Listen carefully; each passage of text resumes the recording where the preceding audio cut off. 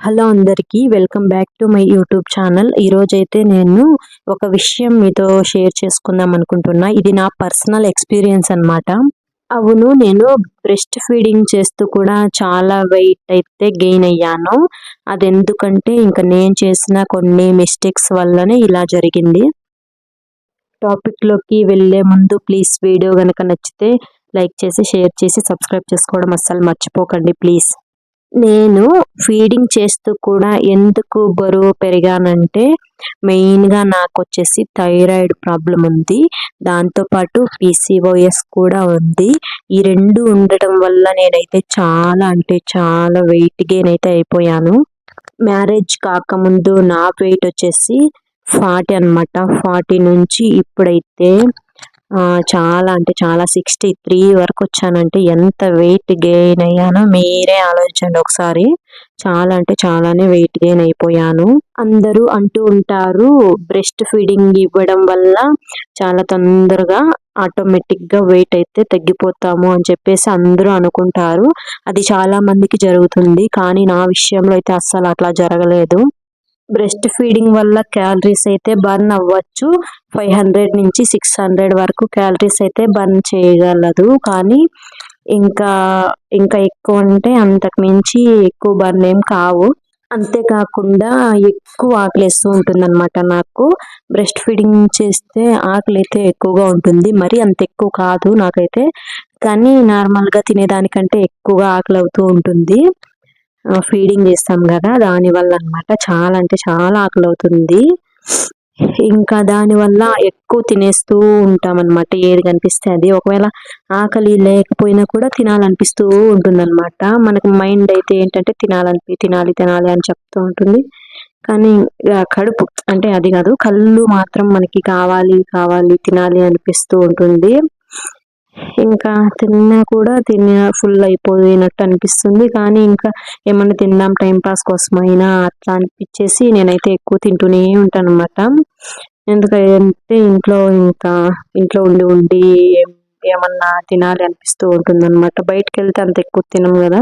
ఇంట్లో ఉన్నప్పుడు ఏంటంటే ఏదో ఒక దాని మీద తినాలనిపిస్తూ ఉంటుంది. అలా అన్నమాట. అంటే రెస్ట్ ఎక్కువ తీసుకోవడము డెలివరీ తర్వాత ఎక్కువగా రెస్ట్ తీసుకోవాలనిపిస్తూ ఉంటుంది కదా. ఎప్పుడు పడుకొనే ఉండాలనిపిస్తుంది. ఎక్కడికి లేబుద్ధి కాదు. అసలు ఏ పని చేయబుద్ధి కాదు. ఇంకా మనమైతే ఇంట్లో పనులే చేసుకుంటాం కదా. ఇంట్లో పనులే సరిపోతాయి. కానీ ఆ పనుల కంటే మనము ఎక్సర్సైజెస్ అనేది మెయిన్ ఇంపార్టెంట్ అన్నమాట. ఈ ఇంట్లో పనులు ఎంత చేసినా అస్సలు వెయిట్ అనేది తగ్గము. ఎంత చేసినా పొద్దుటి నుంచి సాయంత్రం వరకు చేసినా కూడా వెయిట్ అయితే తగ్గము. ఇంకొకటి వచ్చేసి నిద్ర సరిగ్గా లేకపోవడము. అసలు నిద్ర అనేది డెలివరీ తర్వాత ఈ చిన్న పిల్లలు ఉండటం వల్ల వాళ్ళు సరిగ్గా పడుకోరు. దానివల్ల నిద్ర డిస్టర్బ్ అవుతుంది. ఇంకొకటి వచ్చేసి వాటర్ ఎక్కువగా తాగకపోవడం వల్ల వాటర్ తాగాలనిపించదు. తర్వాత ఇంకా దాని వల్ల కూడా వెయిట్ పెరిగిపోతాము. కొందరికి సర్జరీస్ అయి ఉంటాయి కదా, వాళ్ళు కూడా రెస్ట్ ఎక్కువ తీసుకోవాలి, కుట్లు మానాలి అని రెస్ట్ ఎక్కువ తీసుకునేసి వాళ్ళు కూడా చాలా పొట్ట పెరిగిపోయి చాలా లావు అయిపోయి ఉంటారు. నేను కూడా ఇప్పుడు అలాగే లావు అయ్యాను. చాలా అంటే చాలా తినేసాను. స్వీట్స్ అయితే ఇంకా చాలా అన్నమాట. నేను సగము స్వీట్స్ తినడం వల్లే చాలా లావు అవుతున్నాను. స్వీట్స్ మానేస్తే నేను ఇంకా చాలా వెయిట్ లాస్ అవుతాను. నేను చాలా వరకు ఎక్కువ స్వీట్స్ తింటాను. హాట్ కంటే కూడా నాకు చాలా ఇష్టము. స్వీట్స్ అయితే మర్చిపోలేకపోతున్నాను. నుండైనా స్వీట్స్ తగ్గించాలన్నమాట చాలా వరకు. ఇంకొకటి ఏంటంటే నేను చేసిన ఒక మిస్టేక్ ఏంటంటే నాకు కోపం వచ్చినప్పుడు, బాధ అయినప్పుడు, ఏడుపు వచ్చినప్పుడు అన్నిట్లో అయితే నేను ఎక్కువ ఫుడ్డే తినాలనిపిస్తూ ఉంటుంది నాకు. ఎక్కువ స్ట్రెస్ ఫీల్ ఉన్నప్పుడు కూడా ఏదో ఒక ఫుడ్ అయితే తినేయాలి అనిపిస్తూ ఉంటుందన్నమాట. దానివల్లే నేను ఎక్కువ తినేసాను. ఏంటంటే ఆకలి లేకపోయినా కూడా తినేసాను. స్ట్రెస్ వల్ల, కోపం వల్ల, ఒక్కోసారి బాధ వల్ల వీడిని చూసుకోలేక ఒక్కదాన్నే బాబు ఏడుస్తుంటే ఎత్తుకోలేక, ఒక్కోసారి పెయిన్స్ వల్ల, ఈ బాడీ పెయిన్స్ వల్ల చాలా ఇబ్బంది పడుతూ ఇంకా ఆ బాధలో నేను ఎక్కువ ఫుడ్డే తినాలి అనిపిస్తూ ఉంటుంది నాకైతే ఎందుకో. ఇంకా బ్యాలెన్స్డ్ డైట్ అంటారా, అస్సలకే లేదు. వెజిటేబుల్స్, ఫ్రూట్స్, ప్రోటీన్ ఇవన్నీ అసలు ఏం తీసుకోము. నేనైతే ఇంకా ఇవేమి తీసుకోలేదు. పొద్దున rice, afternoon rice, evening rice, అంతా రైస్ అన్నమాట. ఇంకేం ఉండదు. దాంట్లో కొంచెం కర్రీ ఇది తప్ప ఏం తినేది ఉండదు. ఏం వెజ్జీస్ అంట, ప్రోటీన్ ఫుడ్ అంట ఇవేం తినలేదు. రైస్ మాత్రమే తిని ఇంతలా నేను ఏమనుకున్నానంటే ఎంత తిన్నా కూడా బ్రెస్ట్ ఫీడింగ్ చేస్తున్నాం కదా, వెయిట్ తగ్గిపోతాంలే తిన్నా కూడా అనేసి అట్లా అనుకున్నాను నేను. అలా కాదు, మార్నింగ్ 3 ఇడ్లీ లేదంటే 4 ఇడ్లీ తిని, లేదంటే దాని బదులు దోశలు 2 తిని, లేదంటే 3 గానీలే తిని, ఇంకా ఆఫ్టర్నూన్ అయితే రైస్ కొంచెం తిన్న తర్వాత ఈవినింగ్ ఏదైనా స్నాక్స్ వచ్చేసి ఫ్రూట్స్ ఏమైనా తీసుకోవచ్చు. తర్వాత నైట్కి వచ్చేసి చపాతీలు 2 లేదా 3 తీసుకొని అలా డైట్ మెయింటైన్ చేస్తే చాలా వరకు తగ్గిపోతాము. ఇవన్నీ చేయాలంటే ఫస్ట్ మనల్ని మనం కంట్రోల్లో పెట్టుకోవాలి. మన నోరుని కంట్రోల్లో పెట్టుకోవాలి. నోటికి తాళం వేసుకోవాలి. నేను ఎందుకు వెయిట్ పెరిగానంటే ఇందుకే అన్నమాట. ఎక్కువగా ఫీడింగ్ ఇస్తూ ఉంటాం కాబట్టి తగ్గిపోతుందని అనుకున్నా, కానీ ఎక్కువ తింటే కూడా వెయిట్ అయితే ఎక్కువగా పెరిగిపోతాము ఫీడింగ్ చేస్తున్నా కూడా. నేనేంటంటే ఇంకా ఇద్దరికి సరిపోవాలి కదా, నాకు నా బేబీకి ఇద్దరికి సరిపోవాలి కదా ఫుడ్ అనేది అని చెప్పేసి నేను ఎక్కువగా తిన్నాను. ఇప్పుడైతే ఫీడింగ్ చేస్తున్నప్పుడు, ప్రెగ్నెన్సీలో అంత ఎక్కువ తినలేదు ఫుడ్ అయితే. నేను ఫీడింగ్ చేస్తున్నప్పుడు ఎక్కువ ఆకలి అయింది నాకు, ప్రెగ్నెన్సీలో అంత ఆకలి లేదు, తక్కువగానే ఉండింది వీడికైతే.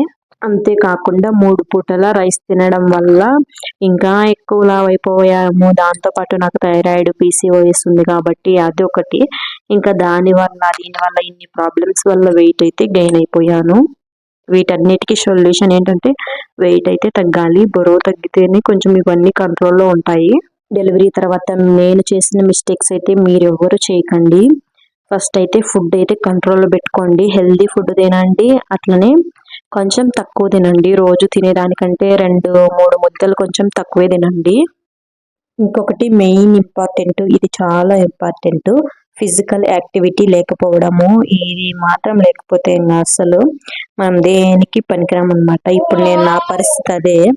నేనైతే ఫిజికల్ యాక్టివిటీ అస్సలు చేయను, అలాగే బాడీ అయితే అస్సలు మూమెంట్సే లేవన్నమాట డెలివరీ తర్వాత అస్సలు. ఇంకా ఇంట్లో పని కాబట్టి చిన్న చిన్న మూమెంట్స్ ఉంటాయి. అలా కాకుండా మనం ఎక్సర్సైజెస్ చేయాలి బాగా. ఎక్సర్సైజెస్ చేయలేనప్పుడు కనీసం వాకింగ్ అన్నా చేయడం చాలా ఇంపార్టెంట్. ఒక 30 మినిట్స్ అయినా నడవాలి. నేనైతే ఇంకా అస్సలు అలా కూడా చేయలేదు, ఎందుకంటే ఇంకా వీడైతే నా బాబు అయితే అసలు లేవనిచ్చేవాడే కాదు. వాడి దగ్గరే కూర్చొని ఉండాలి. వాడు పడుకున్నప్పుడైతే ఇంకా ఇంట్లో పని చేసుకోవాలి. తొందరగా చేసుకున్న తర్వాత వాడు నిద్రపోయినప్పుడు మాత్రమే పని చేసుకొని ఇచ్చేవాడు. లేచినాక వాని పక్కనే కూర్చొనే ఉండాలి. నేను అసలు లేయకూడదు, నిల్చోకూడదు. ఇంకా వాని దగ్గర ఏ పని చేయకుండా వాని దగ్గరే కూర్చొని ఉండాలి. కాబట్టి ఇంకా నేను వాడి దగ్గర కూర్చొని పడుకొని అట్లా ఉండేదాన్ని. అందుకని ఇంకా దానివల్ల కూడా నేను చాలా వెయిట్ పెరిగిపోయాను. అసలు వాకింగ్ కూడా చేయనిచ్చేవాడు కాదు వీడు. ఈ రోజు వీడియో అయితే ఇంతే. ఇంకా నా డైలీ డే రొటీన్ అయితే చూపిస్తూ నేనైతే మీతో ఈ విషయం అయితే షేర్ చేసుకున్నాను ఈరోజు. ఇంకా అందుకని, ఎందుకంటే చాలా మంది బాధపడుతూ ఉంటాం కదా, నాలాగే అందరూ కూడా వెయిట్ పెరిగిపోయాము, ఎప్పుడు తగ్గుతాము అనే విషయంలో చాలా మంది బాధపడుతున్నారు. ఇప్పుడు మనము ఫుడ్ కంట్రోల్ చేసుకుంటే చాలు, వాకింగ్ చేస్తే చాలు, ఇంకా అంతే. దానివల్ల వెయిట్ అయితే తగ్గిపోతాము. కానీ ఫుడ్ కంట్రోల్, వాకింగ్ చేయడం ఇవన్నీ మనకైతే చాలా కష్టమే అన్నమాట. కానీ తప్పదు, చేయాలి కదా. మళ్ళీ ఇంకొక వీడియోతో అయితే కలుసుకుందాము. అంతవరకు బాయ్. వీడియో నచ్చితే ప్లీజ్ సబ్స్క్రైబ్ చేసుకోండి, లైక్ చేయండి, షేర్ చేయండి. నా ఏజ్ అయితే 23. నాకు వచ్చిన హెల్త్ ప్రాబ్లమ్స్ అయితే 50-60 ఇయర్స్ వాళ్ళకు కూడా వచ్చినవేమో. అవన్నీ కూడా నేను ఇంకొక వీడియోలో అయితే షేర్ చేసుకుంటాను. అంతవరకు బాయ్.